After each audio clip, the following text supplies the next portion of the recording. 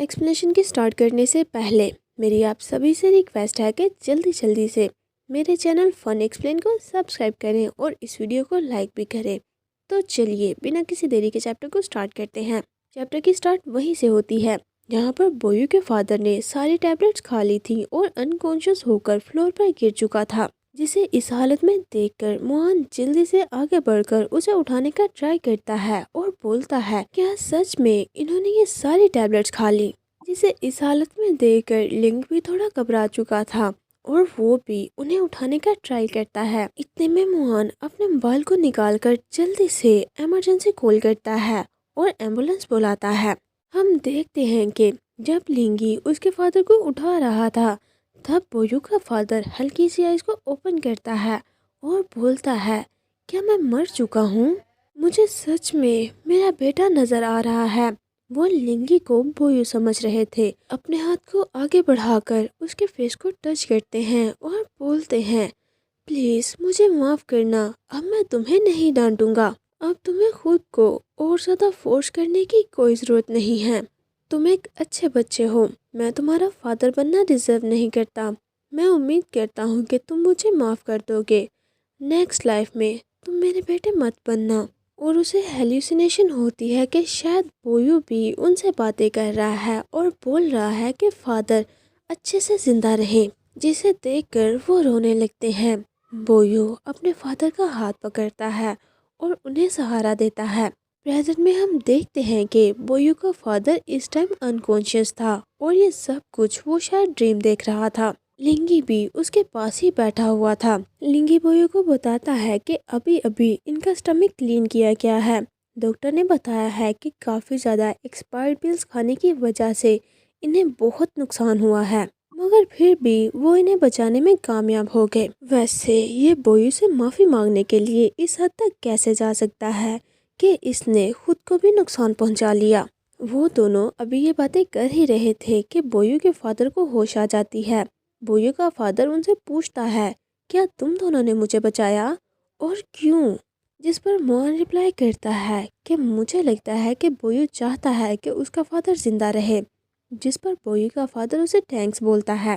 اس کے بعد وہ انہیں اپنے گھر کے کیز دیتا ہے کہ تم یہاں پر چیک کر سکتے ہو، میں نے کوئی بھی بیک اپ نہیں رکھا اور تب سے اب تک میں نے جو کچھ بھی کیا ہے وہ سب کچھ بیکار ہے، بویو یہ کچھ بھی نہیں چاہتا تھا اور فیوچر میں تم لوگوں کو اور زیادہ پریشان نہیں کروں گا۔ اس کے بعد ہم ہاسپٹل کے باہر کا سین دیکھتے ہیں جہاں پر سبھی لوگ مل کر کھڑے ہوئے تھے۔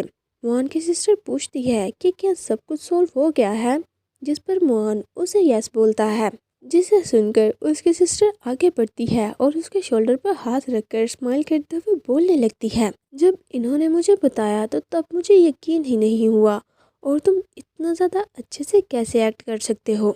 میں یہ دیکھ سکتی ہوں کہ تمہاری ایکٹنگ سکلز بہت زیادہ امپروو ہو گئی ہیں، اپنی بیسٹ ایکٹنگ کے لیے تم سچ میں ایک آسکر ڈیزرو کرتے ہو۔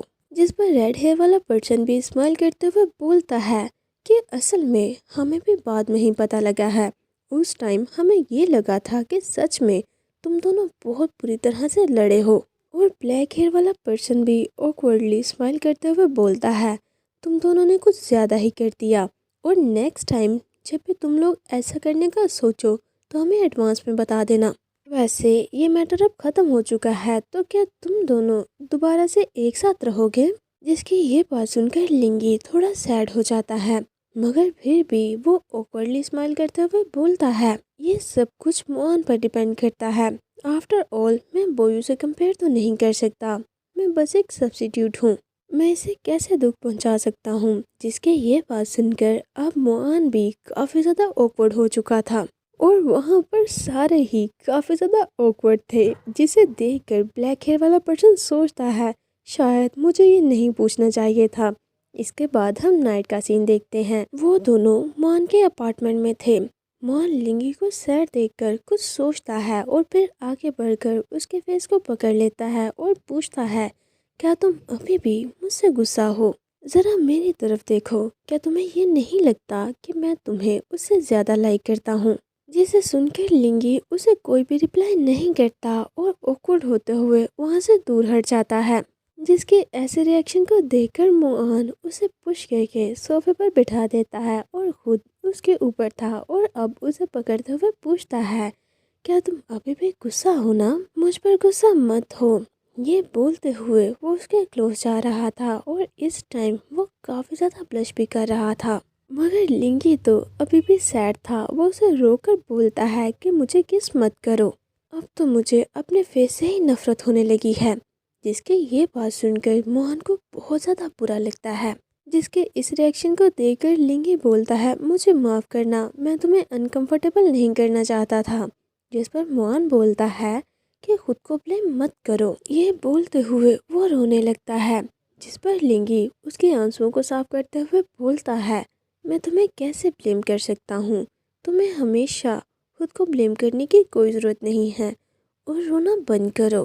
جس پر موآن روتے ہوئے بولتا ہے میں سچ میں یہ نہیں جانتا کہ میں کیا کروں جس سے تم وہ سب کچھ بھول جاؤ۔ جس پر اب لنگی تھوڑی اسمائل کرتے ہوئے بولتا ہے کہ اٹس اوکے، چلو پاسٹ کو پاسٹ رہنے دیتے ہیں، میں نے بھی مسٹیک کی ہے اور اب ہم دونوں برابر ہو گئے ہیں۔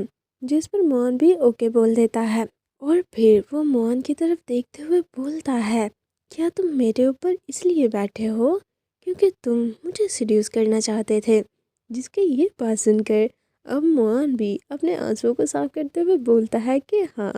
جس پر لنگی پراؤڈ سا فیس بناتے ہوئے بولتا ہے کہ ایسا لگتا ہے کہ بس یہی کرنا کافی نہیں۔ جس پر موآن اپنی شرٹ کو اوپن کرتے ہوئے بولتا ہے کہ کیا یہ ٹھیک ہے؟ وہ یہ کرتے ہوئے کافی زیادہ بلش بھی کر رہا تھا۔ اسی سویٹ سے مومنٹ کے ساتھ آج کا یہ چیپٹر یہیں پر اینڈ ہوتا ہے۔ اگر آپ نے ویڈیو کو یہاں تک دیکھا ہے تو پلیز اسے لائک کرتے جائیں۔ تو چلیے ملتے ہیں آپ سے نیکسٹ اور لاسٹ چیپٹر میں، تب تک کے لیے take care and bye bye.